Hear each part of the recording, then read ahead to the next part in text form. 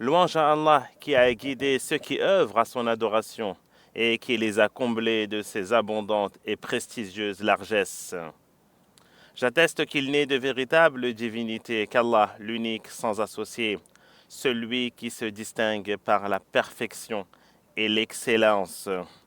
J'atteste également que notre prophète est Mohammed et son serviteur et son messager, le plus dévoué de ceux qui ont prié et jeûné. Ô Allah, accorde-lui tes éloges et ton salut, ainsi qu'à sa famille et ses nobles et vertueux compagnons. Cela étant dit, craignez Allah, exalté soit-il, il vous élèvera en degrés, effacera vos péchés et multipliera vos récompenses. Quiconque craint Allah, Allah rachètera ses mauvaises actions et lui accordera une grande récompense. L'un des plus grands bienfaits qu'Allah Azza wa Jal puisse t'accorder ô serviteur est de te permettre d'atteindre les 10 derniers jours du Ramadan. Ce sont ces jours dont les textes ont démontré l'immense mérite et la haute valeur des actes d'adoration qui y sont accomplis. Ce sont des nuits que le très généreux, exalté soit-il, a honorées par la nuit du destin, d'une importance majeure et d'un immense mérite.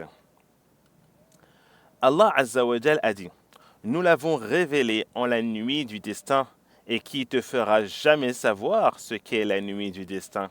La nuit du destin vaut mieux que 1000 mois. C'est pour cette raison que notre prophète sallallahu alayhi wa sallam redoublait de ferveur et d'effort pendant cette décade, bien plus encore que durant les autres jours.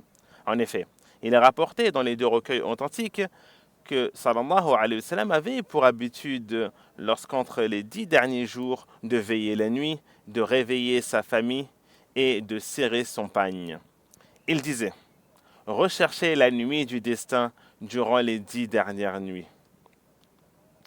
Et dans une autre version, cherchez-la durant la dernière décade au cours des nuits impaires, rapporté par Al-Bukhari et Muslim.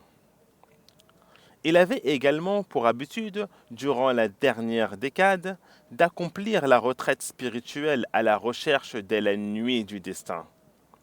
Alors profitez qu'Allah vous fasse miséricorde de ces moments de grâce et de ces instants de salut, car les jours de ces saisons bénies sont comptés. Mettez à profit ce qu'il vous reste de ce mois. Évertuez-vous à la quête de ces précieux butins, en multipliant les bonnes actions et en saisissant tout moyen d'expier vos péchés. Chers musulmans, certes, notre Seigneur est généreux et miséricordieux. Quiconque se laisse guider par sa lumière, il le guide. Quiconque se consacre à lui, il lui suffit. Quiconque dépose son fardeau devant sa porte, il lui offre refuge. Et quiconque se détourne de lui, il l'appelle à revenir. Alors évertuez-vous dans la quête des bienfaits, hâtez-vous vers les œuvres pieuses et répandez-vous auprès du Seigneur de la terre et des cieux. Le prophète sallallahu alayhi wa sallam a dit, quiconque veille la nuit du destin, en prière, avec foi et espoir en la récompense divine, verra ses péchés passés pardonnés. Sois donc, mon frère musulman, au cœur de cette noble joute parmi les pieux et les vertueux, car voici le marché où s'enrichissent les justes, le champ où l'on sème la piété pour le jour dernier, et le lieu où l'on amasse les provisions pour ce voyage qui ne ressemble à nul autre. Hâtez-vous donc vers lui.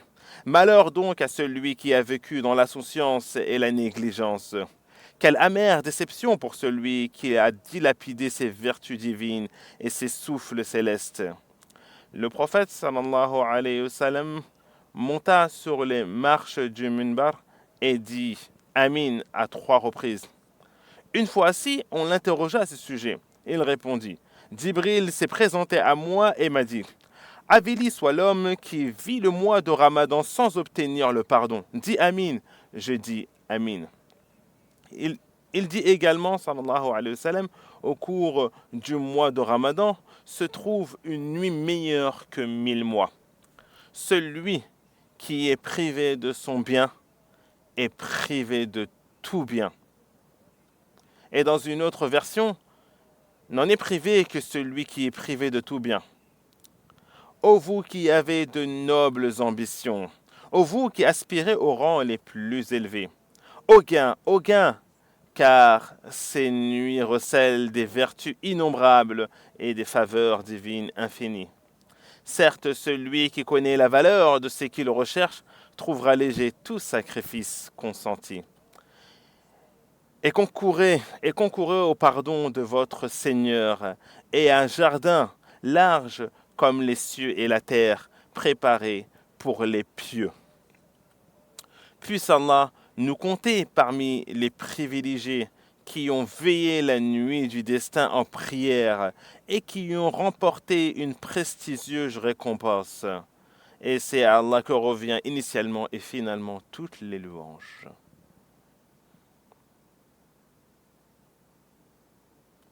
Louange à Allah et à lui seul, et j'atteste qu'il n'est de véritable divinité qu'Allah est l'unique sans associé. Aussi j'atteste que Mohammed est son serviteur et messager. Oh Allah couvre-le d'éloges et de salut ainsi que sa famille et ses compagnons. Ceci étant dit, certes le Ramadan est un mois d'adoration et de rapprochement d'Allah. Il est dès lors louable que chacun veille à ne pas laisser les moyens de communication le distraire des finalités du jeûne et des veillées de prière. En revanche, il est condamnable de s'y abandonner dans des lieux consacrés à l'adoration. En effet, les mosquées sont des espaces de prière, d'évocation et de récitation du Coran. Or, de telles attitudes privent des nobles finalités et des objectifs majeurs de l'adoration. Le Très-Haut dit, et quiconque exalte les injonctions sacrées d'Allah, alors cela fait partie de la piété des cœurs.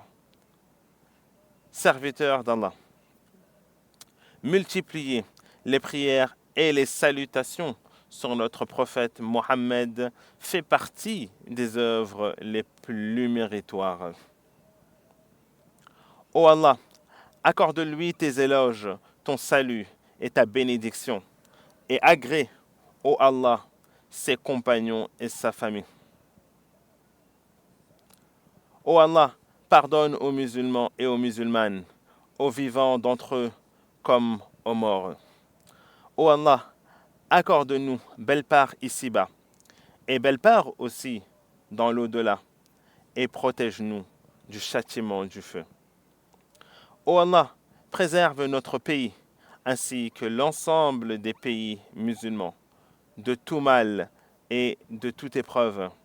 Ô Allah, nous te demandons pour ce pays une sécurité abondante et une stabilité durable, ainsi qu'à tous les pays musulmans. Ô Allah, préserve-nous du mal des malfaiteurs, de la ruse des pervers, et contre les malheurs qui surviennent de nuit comme de jour. Ô Allah, rassemble les musulmans autour de la vérité et de la guidée. Unifie leurs rangs et renforce leur puissance, ô toi, le fort, le puissant. Ô Allah, préserve et assiste le serviteur des deux mosquées sacrées, ainsi que son prince héritier. Sois pour eux